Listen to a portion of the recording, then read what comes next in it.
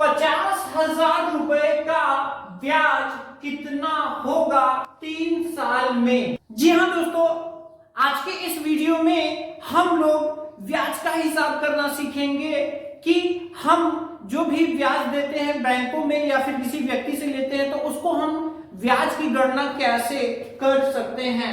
तो देखिए यहाँ पर देखिए क्वेश्चन में थोड़ा सा अधूरापन है, क्योंकि देखिए जो हमारा ब्याज का फार्मूला होता है वो क्या होता है, साधारण ब्याज बराबर क्या होता है, साधारण ब्याज बराबर होता है मूलधन गुणे दर गुणे समय बटा 100, ये होता है। अब यहां पर अगर हम क्वेश्चन में देखें तो क्वेश्चन में देखिए यहां पर मूलधन तो हमें दिया हुआ है, कितना दिया हुआ है 50,000 रुपए, और यहां पर समय भी दिया हुआ है 3 साल। लेकिन यहां पर जो है जो दर है, जो परसेंट में होता है वो यहां पर नहीं दिया गया है।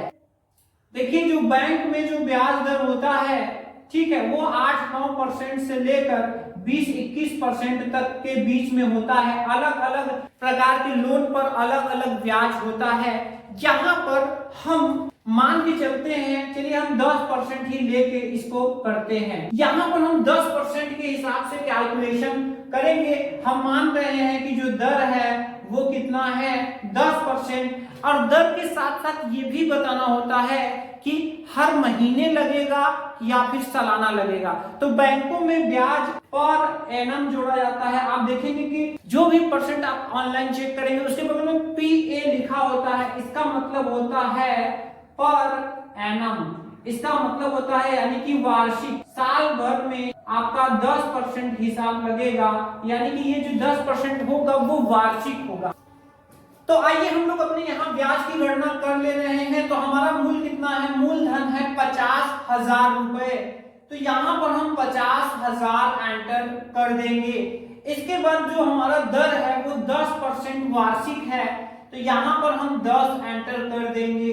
इसके बाद यहाँ पर समय है 3 साल, तो यहाँ पर हम 3 साल एंटर करेंगे और बटा में क्या हो जाएगा 100। अब हम इसको सॉल्व करेंगे तो यहाँ पर देखिए 0 से 2 जीरो यहाँ पर कट जाएंगे। अब यहाँ पर कितना बच रहा है, तो देखिए 500 गुणे यहाँ पर 10 गुणे यहाँ पर 3। तो यहाँ पर जब हम गुणा करेंगे तो 5 एक का 5, 5 तिया यहाँ 15 हो जाएंगे, और यहाँ पर 1 जीरो 2 जीरो और 3 जीरो लग जाएंगे। ठीक है, तो देखिए अगर यहाँ पर हमारा मूलधन 50,000 रुपए है तो यहाँ पर 3 साल में 10% वार्षिक के हिसाब से पर एनम के हिसाब से जो हमारा ब्याज बन रहा है वो कितना बन रहा है, 15,000 रुपए बन रहा है। ठीक है, चलिए एक और क्वेश्चन यहाँ पर, इसको क्वेश्चन 1 कर ले रहे हैं, समझने के लिए एक क्वेश्चन 2 ले रहे हैं। चलिए मान लेते हैं हम 1 लाख का लोन लेते हैं, 1 लाख का लोन हम ले रहे हैं बैंक से, ठीक है, और इसका ब्याज कितना बनेगा। यहां पर हम 2 साल का समय ले रहे हैं, 2 साल में, और यहां ब्याज दर हम ले रहे हैं, ब्याज दर हम ले रहे हैं 12% का। कितना ब्याज ले रहे हैं, 12% वार्षिक। तो आइए इसको भी हम लोग यहाँ पर कैलकुलेशन कर ले रहे हैं। तो फिर से हम यहाँ पर कैलकुलेशन करेंगे।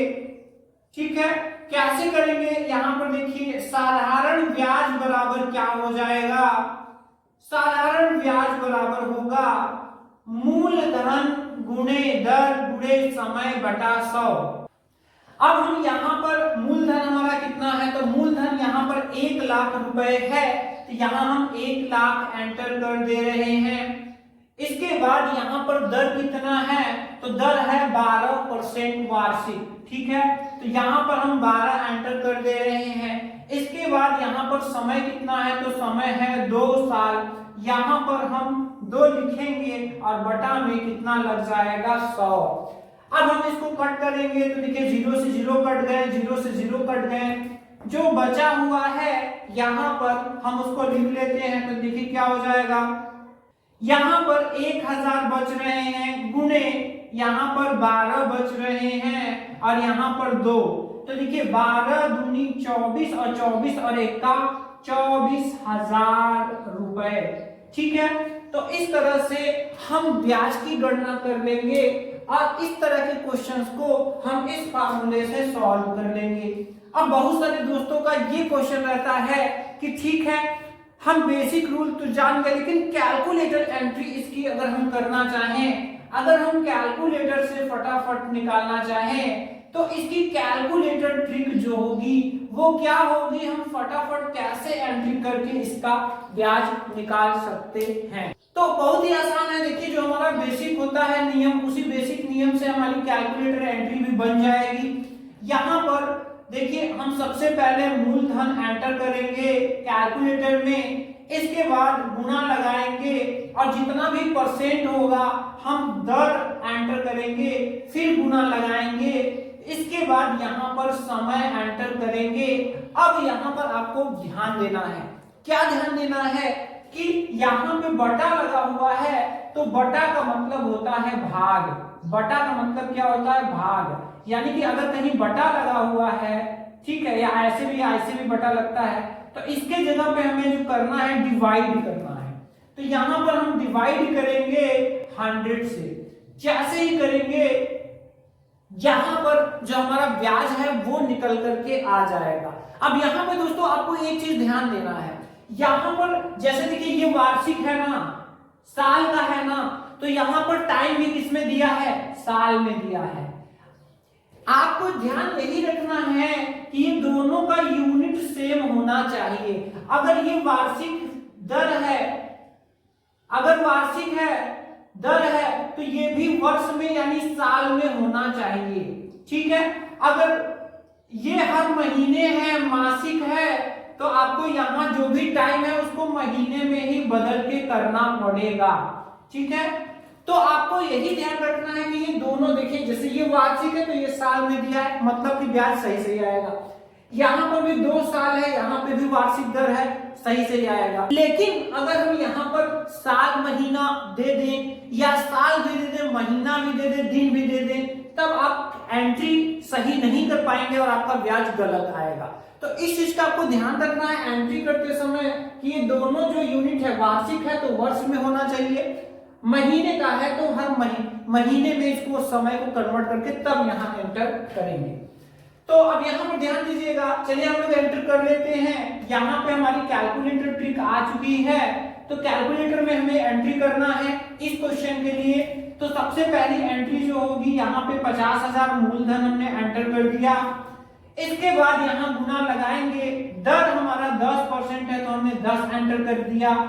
इसके बाद गुना लगाएंगे, समय 3 साल है तो 3 साल एंटर कर दिया। इसके बाद यहाँ डिवाइड लगाएंगे, जैसे ही 100 करेंगे आप देख सकते हैं कितना आ रहा है, ये आ रहा है 15,000 रुपए। तो इस तरह से हम यहाँ पर कैलकुलेटर एंट्री कर लेंगे।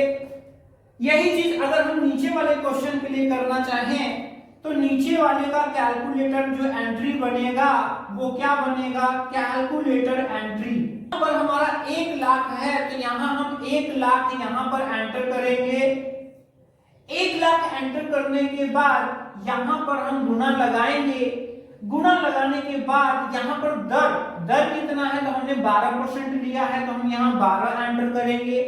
इसके बाद यहाँ पर गुना लगाएंगे। अब समय यहाँ पर 2 साल है तो यहाँ 2 एंटर करेंगे।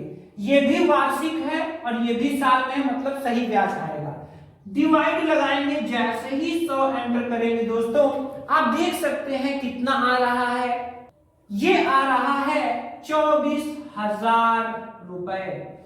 तो इस तरह से हम आसानी से अपने ब्याज की गणना कर सकते हैं। इसमें अगर आपको और कोई कंफ्यूजन हो तो आप कमेंट कीजिएगा, मैं उस पर वीडियो बनाने की पूरी कोशिश करूंगा।